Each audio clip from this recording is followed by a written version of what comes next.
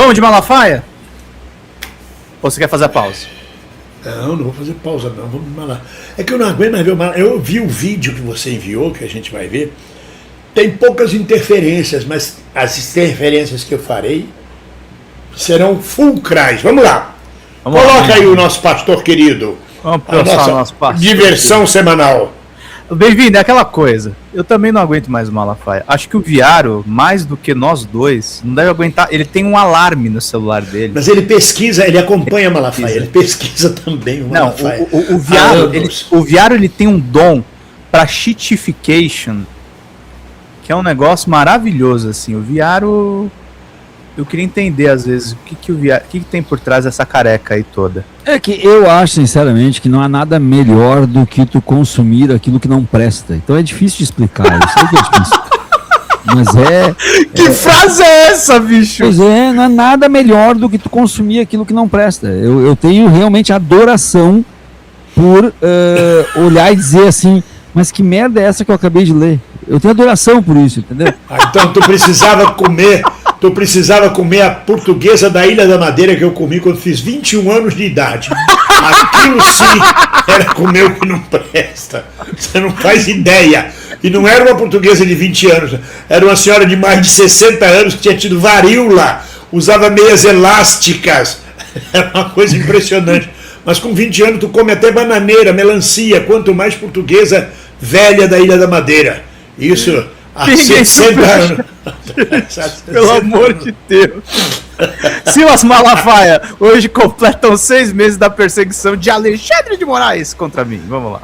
Abençoado do Brasil. Hoje, sexta-feira, 20 de fevereiro de 2026, completa 6 meses que o ditador Alexandre de Moraes promove contra mim perseguição política religiosa, maldade e injustiça. Vamos às provas? Vamos aos fatos?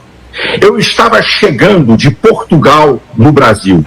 E aqui no Aeroporto Internacional do Galeão, o ditador mandou apreender. Vai lá. Para que eu já estou dando risada. Hoje, 20 de fevereiro, completa 6 meses que o ditador Alexandre... Daqui a 10 anos, hoje, 20 de fevereiro, o ditador Alexandre completa 10 anos que ele reteve meu passaporte. Vai ser assim, ele vai contando. Virou uma saga. Ninguém mais presta atenção. Vocês vão ver, acompanhem com atenção, companheiros. O grau de loucura. O Malafaia enlouqueceu realmente. É o mesmo mote, é a mesma conversa.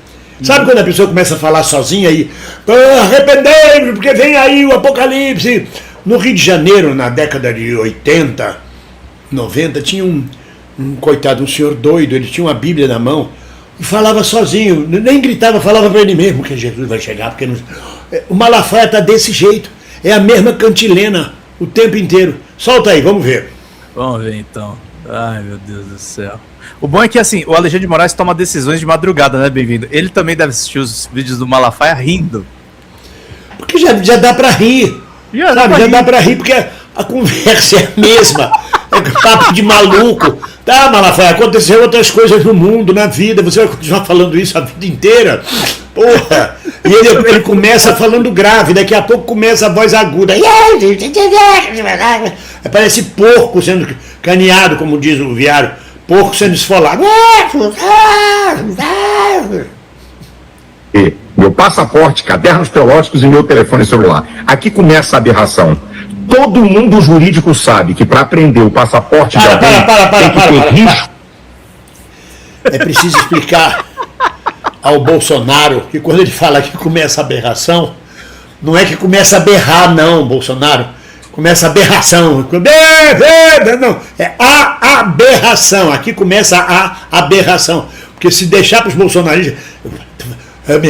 Foi uma aberração que fizeram com ele, o pessoal, a polícia berrando com ele. Não. Segue a aberração dele. Eminente de fuga. Eu estava chegando do exterior, não estava saindo para o exterior. E outra, a questão da investigação contra mim já estava na mídia há uma semana de Portugal, já tinha dado várias entrevistas. Se eu quisesse fugir, eu ficava em Portugal ou então ia para a América, onde tem igreja. Parou. Papo furado, pastor, papo furado. Portugal tem extradição com o Brasil. Papo furado. Você ia para a América se pudesse. Mas você ia fazer o que na América? Você tem suas igrejas na América. Papo furado, você não ficava em Portugal. E quem disse a você que você estava chegando? Você estava possuído pelo espírito, você estava entrando e saindo. O policial lhe prendeu que você passava na roleta 10 vezes, entrava, saía, vou ou não vou? Aí volto não. Você estava completamente perdido, sem rumo, porque o Espírito Santo lhe faltou. Segue, por favor. Os operandos de ditadores. Ditador não suporta crítica, não suporta opinião contrária, ele quer intimidar e calar seus opositores. Só que eu não tenho medo de ditador e há 6 meses eu venho denunciando os crimes e os absurdos de Alexandre de Moraes. A coisa é tão vergonhosa que eu acho que dá para Alexandre de Moraes escrever filme para Hollywood. Olha em que esse cara quer me envolver. Coação no curso do processo. Não. O Alexandre não quer te envolver nada. Você, Malafaia, que quer olha o que você quer envolver o Alexandre. Quer que ele escreva filme para Hollywood. Você quer que ele escreva filme para Hollywood. Você quer aquela careca no seu cangote, falando que você vai ser. Ele quer me envolver nisso. Vai, segue. É sexual, Bem-vindo, Siqueira. Obstrução de investigação de infração penal envolvendo organização criminosa. Atuei na construção de uma campanha criminosa orquestrada destinada a ataques a ministros do Supremo Tribunal Federal, leia-se ele, né? Orientei Bolsonaro a condicionar a suspensão de tarifas à anistia. Você sabe o que Alexandre de Moraes faz? Ele transforma opinião em crime. E ele faz isso há 6 anos, desde que ele passou a comandar o inquérito imoral e ilegal das fake news. É imoral e ilegal porque não tem a participação do Ministério Público. Esse inquérito está aberto até hoje, ele promove perseguição política, quem ele bem entende. Olha o que ele está fazendo com os auditores da Receita Federal hoje. Gente, isso é uma afronta, isso é uma aberração que esse cara faz. Meu advogado já pediu devolução de passaporte, de cadernos teológicos, de telefone celular, e não dá nem pelota, pediu audiência com ele, não dá nem pelota. Isso é marca de ditador. Organização criminosa. Se eu falei esse ano de 2025 2 ou 3 vezes com o Eduardo e com o Paulo Figueiredo, foi muito. E outra, poder... Fala. Não dar nem pelota não é marca de ditador, não, Malafaia. Se ele fosse ditador, ele prendia você, seu advogado, torturava, fuzilava, sumia com os corpos e até hoje ninguém encontrava.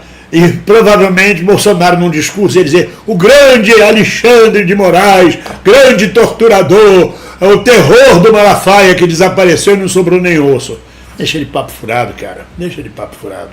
Bolsonaro tem de negociar tarifa por anistia nenhuma. E outra, tudo que eu falei dele e alertando o STF, nas manifestações é aberto, não tem nada escondido. Em mais de 50 vídeos, não tem nada secreto, não tem perseguição, nem armação para caluniar. São verdades, é minha opinião que Alexandre de Moraes transformou em crime. Agora, a última... É minha opinião que ele transformou em crime! Pois é, agora veja você. Aí não pode ter liberdade de expressão e tem que respeitar a opinião dele. Uma escola de samba bota a família neoconservadora numa lata e querem que seja crime. É a opinião da escola, opinião do carnavalesco, liberdade de expressão. Agora ele já começou a ficar histérico, a voz já afinou. Segue aí. Se apertar muito, né, Bem-vindo?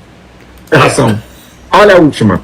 O capacho de Alexandre de Moraes, o procurador Paulo Gonet, que envergonha essa instituição aplaudida que é o Ministério Público, preste atenção, na manifestação do dia 6/4 na Avenida Paulista, eu disse que os generais de 4 estrelas do Exército eram frouxos porque se calaram na prisão ilegal de Braga Neto. Eu não citei o nome de um general.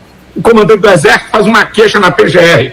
E Paulo Gonet, é só pegar o documento, diz que eu cometo crime de calúnia, injúria e difamação contra o comandante do Exército. Eu não cito o nome dele, tá? E manda, sabe para quem? Para Alexandre de Moraes, dizendo que Alexandre de Moraes comanda o inquérito de fake news e de milícia digital. Eu pergunto a você, o que tem a ver opinião em uma manifestação pública com milícia digital e fake news? É perseguição política pura. Dia 18 de dezembro, o procurador me denuncia Alexandre de Moraes, dia 20, no recesso do judiciário, Alexandre de Moraes mentiu a me dar 15 dias de prazo para responder essa vergonha. Ives Gandra, o maior jurista do país, diz: é uma vergonha o que estão fazendo com o pastor não tem prerrogativa de função, não tem foro no Supremo, tinha que mandar para a primeira instância. Pura perseguição política, era um verdadeiro conluio. Mas eu quero dizer aqui uma coisa: ditador Alexandre de Moraes, sua hora vai chegar, ou pela justiça dos homens, ou pela justiça de Deus. Em nome de Jesus, ou pelas duas, sua hora vai chegar e sua casa vai cair em nome de Jesus. Ele está me lembrando da Baby Consuelo. O apocalipse virá em 5 ou 10 anos. Nós teremos o apocalipse. Alexandre de Moraes, sua hora vai chegar, ou pela justiça dos homens ou pela justiça de Deus. Sim, quando o Alexandre de Moraes morreu, o Malafaia estiver vivo e dizer: olha aí a justiça de Deus. Ele agora foi encontrar Deus. Deus falou comigo que vai canear o Alexandre de Moraes. A Baby Consuelo também. Vai vir o apocalipse, ou em 5 ou em 10 anos. Eu não sei por que ela não escolheu 7 ou 8 anos, escolheu 5 ou 10. Vamos lá. Vamos eu gostei do Carlos César. Ele é apaixonado pelo Alexandre de Moraes. Ele é apaixonado pelo Alexandre de Moraes. É a tal frustração afetiva que o Viaro falou.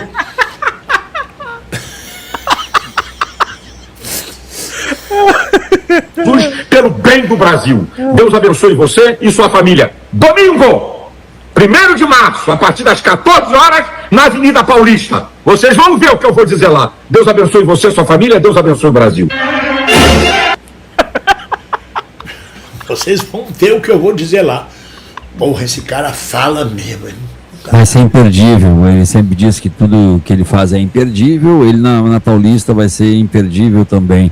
A questão do Malafaia é tentar requentar algo que ninguém mais liga. Então ele tem que estar falando sempre, evidentemente, para reforçar, comemorar 6 meses, comemorar 1 ano, comemorar a eternidade, para que tenha relevância no debate público alguma coisa que envolve ele, quando na verdade cada vez tem menos relevância. Ele não consegue mais sair disso que ele chama de debate político, porque ele já perdeu o espaço religioso, porque se tornou de fato o pastor que só fala de política. Agora ele está num beco sem saída, ou ele continua falando de política e cada vez se complica mais na justiça, ou ele volta para a religião e aí ele já perdeu um pouco a relevância dele no meio religioso, vai ter que resgatar tudo isso aí. Então ele sabe no fundo que ele fez merda, sabe disso, mas não tem mais como sair. Agora ele vai ter que ir em frente, cada vez mais em frente, para ver o que consegue. Quando ele diz que ele não ofendeu ninguém para ser processado por calúnia e coisa, já falamos aqui diversas vezes. Ele não falou o nome do comandante, mas disse que era o comandante que era um frouxo. Então, quando tu tem uma instituição que somente uma pessoa ocupa aquele cargo, se tu falar o nome do cargo, tu está falando automaticamente daquela pessoa. Então, a burrice dele e do próprio advogado dele, que deve ter dito, fala, mas não cita nome. Ele disse o comandante das Forças Armadas. Porra, não citou nome, o comandante é um só. Então, foi processado. Quando ele diz que é um absurdo que o maior jurista do Brasil, segundo ele, é o Ives Gandra, disse que ele não tem foro privilegiado, então ele não deveria estar no Supremo Tribunal Federal, ele conta mais uma cascata.